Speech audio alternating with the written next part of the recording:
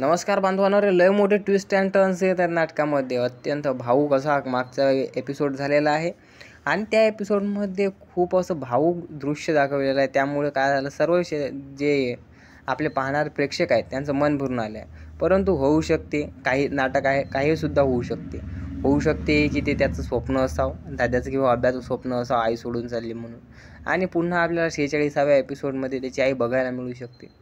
कारण की कसं आहे मित्रांनो, आई जाणं म्हणजे खूप दुःखद गोष्ट असते आणि ते पचवणं हे त्याच्यापेक्षाही मोठी गोष्ट असते.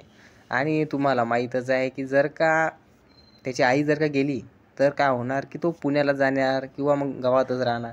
दोनपैकी एक चान्स होऊ शकतात. जर का पुण्याला गेला तर अभ्यात आणि केवळात पुन्हा दुरावा निर्माण होणार आणि जर का दुरावा निर्माण झाला तर मग काही ना काही आपल्याला ट्विस्ट अँड टर्न्स तर पाहायला भेटतात. अत्यंत भावूक असा हा मागचा एपिसोड होता. आणि जर का तुम्हाला जर का एपिसोड चांगला वाटला असेल, चॅनलवरती एक कमेंट करा, लाईक करा, शेअर करा. आणि तुम्हाला काय वाटते की हे स्वप्न असणार दादाचं का नाही?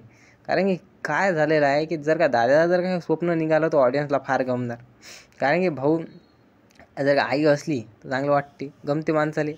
आणि जर का ते पात्रच जर का समजा स्वप्न नसलं, कारण की तुम्ही तारक मेहताचा उलटा चष्मा जर का खूप वेळा पाहिलं आहे, खूप वेळा ते असा काही सिरियस ट्विस्ट अँड टर्न्स असला की त्याला स्वप्नात टाकून देतात.